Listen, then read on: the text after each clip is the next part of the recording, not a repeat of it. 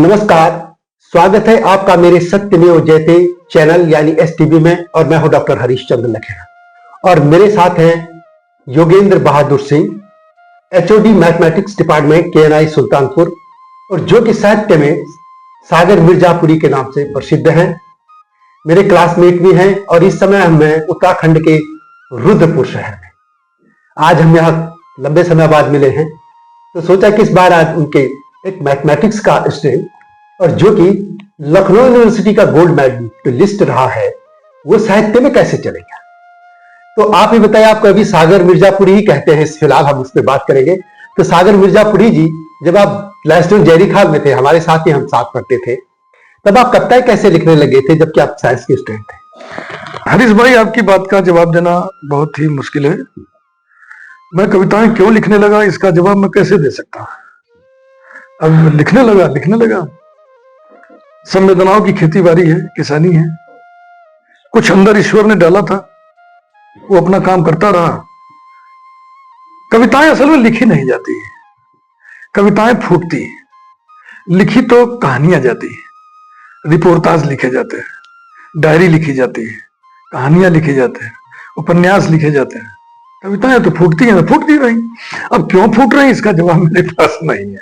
मैं बहुत छोटी उम्र से ही लिखता था और डर के मारे, गार्जियन के डर के मारे उसको फाड़ के फेंक देता था कि बाबूजी देखेंगे, बाबूजी मतलब फादर, बाबूजी देखेंगे तो पीटेंगे कि तुम ये सब क्या कर रहे हो, तुमको तो पढ़ना चाहिए, तुम मेधावी स्टूडेंट हो, पढ़ो, टॉप करो।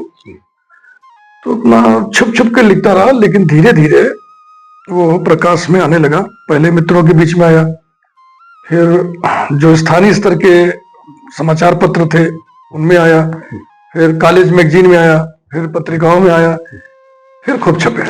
प्रिंट मीडिया में लगभग 500-600 रचनाएं हमारी छपी। और मंचों पर भी मैं गया, लेकिन 3 मंचों, अखिल भारतीय मंचों पे जाने के बाद मैंने खुद को समझ लिया कि मेरे पास जो प्रस्तुति का वैशिष्ट्य होना चाहिए वो नहीं। तो हमने सोचा कि मंच पे हम नहीं जाएंगे और लिखते रहे, छपते रहे। लगभग 50 काव्य संकलनों में मेरी कविताएं संकलित हैं और अपनी भी निजी संकलन भी करीब 5-6 संकलन हमारे छप चुके हैं अब तक, जिनमें सबसे पहला था मेरा मोजे के गमलों में उगा शहर, जो कि नेटिव पोएट्री का एल्बम है। नेटिव पोएट्री मतलब शुरुआती कविताएं, एज इट इज हमने उसको धर दिया है। उसके बाद फिर नई कविताएं, जो छंद मुक्त कविताएं या मुक्त छंद कविताएं हैं, वो आया मोज़ेक के गमलों में उगा शहर। उसके बाद फिर गजलों का संकलन हमने दिया, एक टुकड़ा चांद, उसमें हमारी जो है 59 गजलें हैं। उसके बाद फिर नवगीत और गीत का संकलन आया, हीरामन राम राम का है। और लेटेस्ट इस समय हिंदी गजल छांदिक विश्लेषण और वर्गीकरण पे काम हो रहा है, जल्दी से प्रकाशित होने वाली है। और एक कहानी संकलन मेरा टाइपो के तैयार है, अपने सूरज के घर। उसमें सिर्फ 5 कहानियां हैं, लेकिन लंबी लंबी कहानियां हैं। 5 कहानियों से लगभग 70-75 पेज की किताब बन जाएगी। इसके अलावा मैथमेटिक्स में भी कुछ किताबें लिखी हैं? हरीश भाई, मैथमेटिक्स का लेखन हमारा शुरू हुआ 2008 में। हालांकि उसके पहले से मैं लिखता रहा, लेकिन लिख लिख के रखता रहा। प्रकाशन जैसा कुछ लेखन ये 2008 से शुरू हुआ, जबकि लखनऊ के बहुत बड़े प्रकाशक प्रकाशन केंद्र सीतापुर रोड पर है, इन्होंने हमें न्योता दिया, निमंत्रण दिया कि आप हमारे साथ काम करिए और BSc स्तर की टेक्स्ट बुक मैथमेटिक्स की लिखिए। तो मैं लिखना शुरू किया और फिर खूब लिखा। लगभग 2 दर्जन किताबें हमारी BSc मैथमेटिक्स स्तर की पाठ्य पुस्तक है, टेक्स्ट बुक पब्लिश्ड है और लेखन जारी है। कुछ सोलो किताबें भी हमारी हैं, कुछ को ऑथर्स के साथ भी हैं। और लेटेस्ट अभी काम जो शुरू हुआ है, छत्तीसगढ़ यूनिफाइड सिलेबस पे BSc स्तर की मैथमेटिक्स की किताबें इंग्लिश में और हिंदी दोनों में लिखना है। तो इंग्लिश में तो लिखना बहुत आम बात है हम लोगों के लिए, हिंदी भी हमारे लिए ठीक ही है, क्योंकि हिंदी के आदमी, हिंदी के सेवक है। तो इस तरीके से एक लंबा प्रोजेक्ट पे काम शुरू हुआ है और जल्द ही मध्य प्रदेश यूनिफाइड सिलेबस पर भी बहुत बृहद कार्य शुरू होने वाला है। इसके अलावा एक यूट्यूब चैनल भी आप काम कर रहे हैं? इसकी कथा थोड़ी सी मैं पीछे से बताना चाहूंगा। कोरोना काल था और ये हुआ कि क्लासेस अब ऑफलाइन नहीं चलेंगे, ऑनलाइन क्लासेस लिया जाए।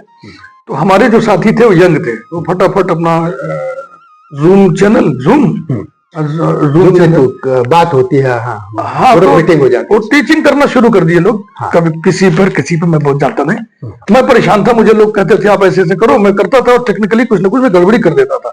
मैं परेशान, फ्रस्ट्रेट है, अब मैं क्या करूं। तो मुझे हमारे एक साथी हैं प्रकाश चंद्र त्रिपाठी, एनवायरमेंट के एचओडी हैं, उन्होंने कहा सर आप इस लफड़े में न पड़िए, आप ओल्ड मॉडल आदमी हैं, आप वीडियो बनाइए और एक चैनल बनाइए, उस पर अपलोड कर दिए, काम करना। तो ये काम मैंने शुरू किया।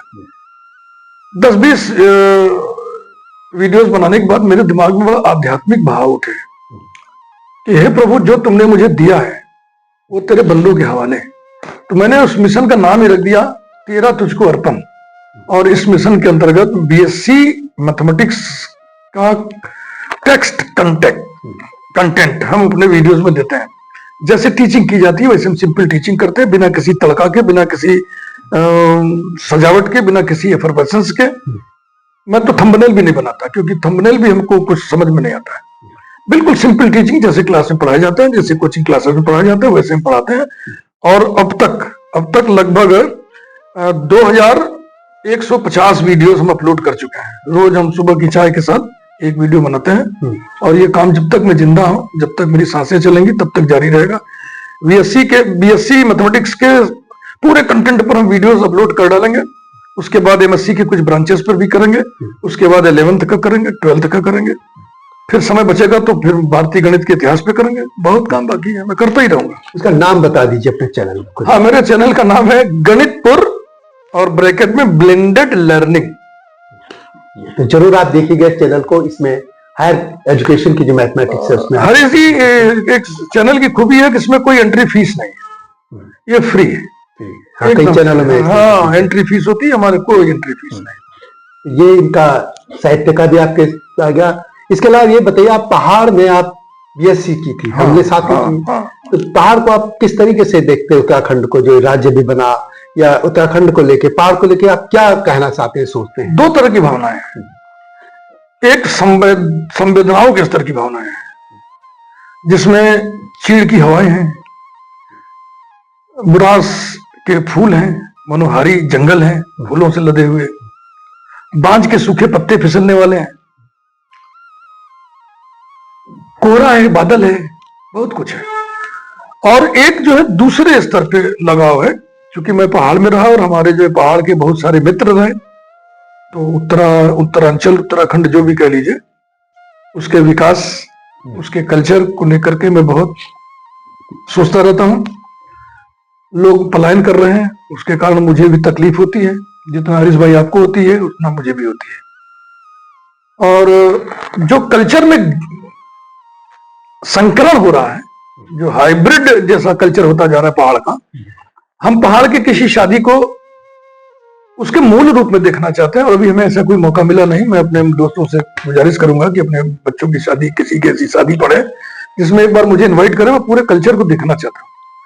अभी शादियों का कोई वीडियो हम देखते हैं तो उसमें पहाड़ी स्त्रियां, लड़कियां नाच रही होती है, लेकिन उनके ड्रेस, बॉडी लैंग्वेज हाइब्रिड होता है, शुद्ध पहाड़ी भी नहीं होते और शुद्ध गैर पहाड़ी भी नहीं होते। इसका हमें तकलीफ है। हम चाहते हैं कि पहाड़ का कल्चर, पहाड़ की भाषा और जो भी चीज है उसको संरक्षित किया जाए, और इसमें पढ़े लिखे लोग, हरीश भाई जैसे लोग लगे भी हैं, इनका भी अपना चैनल है, उसके माध्यम से ये संरक्षित करने की कोशिश बहुत कर रहे हैं। आपको एक चीज और बता दूं कि जब उत्तराखंड आंदोलन चल रहा था, मैं 90 के दशक के आंदोलन की बात कर रहा हूं, जिसका परिणति जो है राज्य बनने के बाद हुआ था, तो उस दौरान जो उत्तराखंड आंदोलन को लेकर कुछ कविताएं लिखी गई थी, बहुत ही कविताएं लिखी गई थी। ये आप मेरी पुस्तक उत्तराखंड आंदोलन स्मृतियों का हिमालय में देख सकते हैं, मेरी भी कुछ कविताएं थी। तो उसमें इन्होंने भी कुछ कविताएं भेजी थी मुझे, 2 कविताएं। हाँ, लखनऊ में संभैया सुल्तानपुर से, है ना, 2 कविताएं उसमें है। तो पहाड़ के लिए उस आंदोलन में उस तरीके से इनका भी एक योगदान था, जिसमें पहाड़ के लोगों को एक प्रेरित करने की बात थी कि आप पीछे मत हटना, ऐसे कुंवर जी पीते मत जाना, था ना, उसे मुझे भी याद आ रहा ये था। इसके अलावा और कुछ अपनी उपलब्धियां, अपने जीवन के अनुभव जो इस तरह बताइए। बहुत विस्तृत है, उसको इस छोटे से इंटरव्यू बता पाना बहुत मुश्किल है। गरीब बच्चों के लिए हम बहुत उतावले रहते हैं, उनकी मदद करने के लिए, आर्थिक मदद भी, मानसिक मदद भी, किताब कापी, ये सब जो है, फीस, ये सब मदद करते रहता है। एक खास बात हमारे जीवन में रही है, वो मैं शेयर कर दूं जब बातें चल रही हैं। मैथमेटिक्स पढ़ने वाला कोई बच्चा अगर डिप्रेशन की ओर बढ़ता है तो वो वाईबी सिंह के पास जरूर आता है। जाने क्या है, ये मुझे मालूम नहीं क्या है। और तमाम बच्चों का हमने जो है मनोवैज्ञानिक इलाज किया, जो अपने गार्जियन के कंट्रोल में नहीं आते थे वो हम कंट्रोल में कर देते हैं। और कोई बोलता है कि मुझे कुछ हो गया है, मुझे किसी ने पकड़ लिया है, जिन्नान पकड़ लिया, भूत पकड़ लिया है, तो मैं उसको आंखों में घूर घार के उसका सब खींच लेता हूँ। वो सब साइको ट्रीटमेंट है, कुछ होता तो नहीं। ऐसा मैं बहुत किया। वो बच्चा मेरे पास जरूर आएगा। अगर वो बच्चा घर पे पागल हो गया है और बिल्कुल जिद में है कि दवाई नहीं खाएंगे, तोड़ फोड़ मचा रहा है, तो उसका गार्जियन हमें फोन करता है, मैं जो कहता जाता हूँ वो करता जाता है। ये ईश्वरीय उपहार है हम पर, हम और इसके बारे में कुछ नहीं कर सकते, कोई विद्या नहीं जानते, कुछ हमने सीखा नहीं है, कोई योग साधना नहीं किया है, लेकिन ये मेरे अंदर एक खूबी है। एक बात मुझे याद आ रही है, दो बातें हैं वैसे। एक तो मैं आपका ये पोस्ट पढ़ रहा था कि जिसमें आपने कभी कोई छुट्टी नहीं ली, और एक वो था वो जो पीएचडी में, जो मैंने एक वीडियो इसमें ऑलरेडी है इस चैनल में, सत्यवेद चैनल में, जिसमें वो कुछ पैसा वो देने की बात हुई ना, पीएचडी में जो गोरख धंधा चलता है, वो दोनों बात मैं चाहता हूँ इस चैनल के माध्यम से लोगों के पास। हरी जी, छुट्टी दो प्रकार की हमें मिलती है, कैजुअली के प्रिविलेजली, पीएल और सीएल। तो सीएल तो मैं लेता हूँ भाई, जरूरत पड़ती है 2-4, लेकिन पीएल मैं नहीं छूता हूँ। ये रिटायरमेंट का मेरा आखिरी सत्र है, जब ये इंटरव्यू मुझसे लिया जा रहा है 2025 30 जून को मैं रिटायर हो जाऊंगा। तो इस साल या इसके 1-2 साल पहले से मैं कुछ पीएल लेना शुरू किया हूँ। क्यों लिया हूँ, हो सकता है कुछ मन दिमाग का है खेल के, अब तो रिटायर हो रहा है, 2-4 छुट्टियां ले लो यार, इजिली कहीं जाना है चले जाओ। पहले मैं कहीं जाता नहीं था, कोई निमंत्रण नहीं जाता था, वाइफ को कहता था तुम जाओ करो, मैं पढ़ाऊंगा, और छुट्टी नहीं लेता था मैं। मेरा ये मानना है कि जो टीचर है उसका पहला काम है पढ़ाना, और बड़ा जुनून जैसा हमने अध्यापन किया है, और एक्स्ट्रा क्लास बहुत पढ़ाए हैं। बिना एक्स्ट्रा क्लास पढ़ाए भी कोर्स खत्म हो जाता है, लेकिन विस्तार से पढ़ाना, खूब पढ़ाना, ये मेरा पैशन हो गया। और पिछले 21 वर्षों का एक्स्ट्रा क्लास का अटेंडेंस शीट हमने रखा हुआ है क्लासिफाइड एनवेलप्स में। अभी मैं निकाल के सब देख रहा था, तो मैंने डेटा बनाया, पिछले 21 वर्षों में 2100 पीरियड्स एक्स्ट्रा हमने पढ़ाए। एक पीरियड 45 मिनट का होता है, 21 वर्ष में 2100 पीरियड्स, ये हमारे पास रिकॉर्ड है, लिखा हुआ है, अटेंडेंस शीट है। और बात चलिए तो एक बात और कह दूं, सबसे बड़ी क्लास में जो पढ़ाया हूं एक्स्ट्रा क्लास में, उससे 350 बच्चों की पढ़ाया, 350 बच्चे, बिना माइक के, बिना किसी। और एक्स्ट्रा क्लास की और भी हमारी कुछ बातें हैं, बता ही देता हूं कि मैं किसी चपरासी को नहीं बुलाता। जो प्यून होते हैं, जिनको चपरासी बोलते हैं या सहायक बोलते हैं, उनको मैं नहीं बुलाता। मैं खुद चैनल खोलता हूँ, गेट खोलता हूँ, क्लासरूम खोलता हूँ, स्विचेस ऑन करता हूँ, और बाद में मैं सारा खुद बंद करता हूँ। अगर मेरे साथ कोई टीचर और भी आया एक्स्ट्रा क्लास पढ़ाने मैथमेटिक्स का, तो मैं उससे नहीं बंद करवाता हूँ, मैं ताला खुद बंद करता हूँ। और सब खुद से खोलना, खुद से बंद करना। और क्लास में हमारे बराबर भीड़ रहती है। बच्चों ने हमें जो सम्मान दिया, जो रिस्पांस दिया, वो बहुत गौरव करने के लायक है। सबको ऐसा नहीं मिलता है, बच्चों ने हमें बहुत दिया, हमने उनको दिया है, तो बच्चों ने हमें बहुत दिया। एक पीएचडी वाला क्या था, जो पीएचडी में हरीश जी क्या है ना, कि कुछ बातें हमारे शिक्षा जगत में इतनी गंदी है, उसमें एक का मैं उदाहरण, एक की चर्चा करूंगा, जैसा कि हरीश जी इशारा कर रहे हैं। जब प्रमोशन होता है ना, तो कॉलेज, जिसका प्रमोशन होता है जिस प्रोफेसर का, उसके सारे फाइल कॉलेज तैयार करवाता है। अब बड़ी उसकी स्क्रूटनी की जाती है, छानबीन की जाती है। परफेक्ट फाइल होने के बाद फिर एक्सपर्ट आते हैं। अब मैं ये कहता हूं, जब फाइल परफेक्ट है और आप एज एक्सपर्ट आए हो, तो आप उसको छानबीन कर लो, कोई पत्रावली में कोई कमी है तो बता दो, अन्यथा आप सिग्नेचर करो और आपको रिम्यूनरेशन मिलता है, टीए डीए जो मिलता है अपना लो जाओ। लेकिन एक ये चलन है कि जिसका प्रमोशन हो रहा है वो अलग से कुछ लिफाफा देगा। तो मैं एक जगह एक्सपर्ट बन के गया था अयोध्या में, किसी कॉलेज में, नाम वाम नहीं लेंगे। तो हमको लिफाफा, 2 लिफाफे एक साथ दिए जा रहे थे। हमने कहा ये लिफाफा किसकी तरफ से, ये लिफाफा किसकी तरफ से? तो ये हुआ ये कॉलेज की तरफ से है, इसमें आपका जो सरकारी टीएडीए बनता है वो है। हमने कहा दो, उसको रख लिया। फिर हमने कहा ये केवल जिनका प्रमोशन हुआ उनकी तरफ से, हमने उसको रख लो। तो ये चीज बहुत खराब लगता है। पीएचडी में भी ऐसे ही चल रहा है। हाँ। अभी हाल में हमारे पढ़ाए हुए शिष्य ने पीएचडी की, 2-3 लोगों ने फिजिक्स में, मैथमेटिक्स में अपना थीसिस सबमिट किया। तो सब कुछ, सारा खर्चा वो जिसकी पीएचडी सबमिट होती, थीसिस सबमिट होती है ना, वो करता है, और अलग से जो एक्सपर्ट आते हैं उनको लिफाफा देता है। तो मैं तो भाई इन बातों से बहुत दुखी होता हूँ। मेरे लिए तो 1 रुपया भी दर दर का बहुत खराब लगता है। जैसे कुछ इसके बावजूद भी देखो ना, कभी कभी कुछ मक्खी निकलनी पड़ती है। व्यवस्था ऐसा है कि व्यवस्था में जीना है तो आप 24 कैरेट के गोल्ड बन के नहीं जी सकते हैं। लेकिन मैं योगेंद्र बहादुर सिंह, मैं इस मामले में ये करता हूं कि अगर कहीं हमें कुछ अतिरिक्त दिया गया और लेना पड़ा, क्योंकि मेरे साथी बैठा है, उसके सामने हम अपना आदर्श बगाएंगे, तो उस पैसे का इस्तेमाल हमने किया नहीं, उसको हम दान दे देते हैं, अपने स्टूडेंट्स को दे देते हैं। एक बात और बता दूं आपको कि आपको याद है कि अब तो पूरे भारत में हो गया, उत्तराखंड में भी चले गए दहेज की प्रथा, लेकिन पहले में खासतौर पर मैदान में, पूर्वांचल में तो शादी में बहुत दहेज की बात थी। तब उत्तराखंड में ऐसा नहीं था, उत्तराखंड में वैसे हो गया। लेकिन मैं आपको बता दूं कि इन्होंने शादी में कोई भी दहेज नहीं दिया था। जो कुछ सामान आते इसमें नाराज हो गए थे कि ये क्यों दिया था, कुछ चेयर वगैरह कुछ ऐसी चीजें छोटी मोटी चीजें, छोटी मोटी चीज, उसमें भी ये नाराज होते कि नहीं। लेकिन मैं एक चीज और बता दूं कि आजकल के बच्चे जो है ना, टीचर्स की वो रिस्पेक्ट करते हैं ना, जो उनके माँ बाप भी हैं, पेरेंट्स, वो भी सोचते हैं कि उनके बच्चे हैं, बस कोई डांटे नहीं, अच्छा हो। इसके लिए आप बच्चों को और उनके माता पिता को क्या बोलना चाहेंगे आज के जमाने में? डिसिप्लिन, सख्ती, और मैं उसमें थोड़ा सा जोर दे रहा हूं, और पिटाई, बहुत बोल्डली बोल रहा हूं, ये बहुत जरूरी है। अगर आप सही से आप विद्यार्थी बनना चाहते हैं और अपने टीचर से सब कुछ निकलवा लेना चाहते हैं तो ये जरूरी है। देखो भैया, जब हम किसी को एक झापड़ मार दिए, एक घूसा पीठ पे घम से मार दिए, तो हम मारते नहीं हैं। इसको समझने की जरूरत है पूरे समाज को। मैं आपको बताता हूं, मैथमेटिक्स जैसे है, वो पढ़ते पढ़ते पढ़ते 2 दूनी 6, 2 दूनी 6, 2 दूनी 6 पे वो मेंटल प्लाटो बोलते हैं, मानसिक पठार, वहां पे स्थिति आ जाती है। वो 2 दूनी 6 ही बच्चा पढ़ेगा, उसको 2 दूनी 4 पढ़ ही नहीं सकता है। तो क्या होता है, उसको अगर एक घूसा मार दीजिए तो यहाँ पे जो केमिकल बॉन्डिंग बनी है, जिसके कारण वो मेंटल प्लाटो अचीव हुआ, अटेन हुआ है, वो टूट जाएगा, केमिकल बॉन्डिंग टूट जाएगी, बच्चे को समझ में आना शुरू हो जाएगा। मैथमेटिक्स में पिटाई का सिर्फ इतना होता है, जब हम किसी बच्चे को मारते हैं तो उस समय ना हम दरोगा होते हैं, ना हम कोई गुंडा होते हैं, और हृदय में कोई दुर्भावना नहीं होती है। निर्मल हृदय से हम लोग बच्चों को पीटते हैं, और पीटते सिर्फ इसलिए है कि जो केमिकल बॉन्डिंग 2 दूनी 6 वाली बन गई है वो टूट जाए। यही हाल नींद का भी होता है, कभी कभी अनायास नींद आती है तो वो भी केमिकल बॉन्डिंग से होती है। उसके लिए आप जिसको नींद आ रही है उसको डरा दीजिए, चौंका दीजिए, उसको गुस्सा दिला दीजिए, या कोई चाय पी लेते हैं बता दीजिए। हाँ, तो केमिकल बॉन्डिंग तोड़ने के लिए सब होता है। जो पिटाई हम लोग करते हैं वो सिर्फ इसीलिए होती है, केमिकल बॉन्डिंग टूट जाए, बच्चा सीखना शुरू करता है। और दहेज की जहां तक बात है, तो दहेज के खिलाफ और सामाजिक कुरीतियों के खिलाफ मेरा मन हमेशा से रहा है। अब क्यों रहा है इसका मेरे पास कोई जवाब नहीं है। मेरे मित्र, जितने मित्र हमसे जुड़े हुए हैं, सब अफलातून है, इसी टाइप के, सब मूल्यों मुद्दों के लिए बिल्कुल संघर्ष करने वाले हैं। जितने भी लोग हमसे जुड़े ही वही लोग जो मूल्यों वाले थे, बकिया लोग हमसे जुड़े नहीं, किनारे हो गए।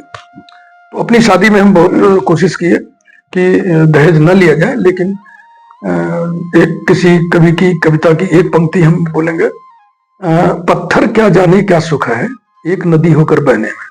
तो नदी होकर बहना भी था और विरोध भी करना था। तो हमने अपनी शादी में खूब विरोध किया, लेकिन उसी समय हमने एक संकल्प लिया, यदि मैं अपने पुत्र का विवाह कर पाया तो मैं 0 डाउरी पे करूंगा। और ईश्वर ने हमें नवाजा, आशीर्वाद दिया।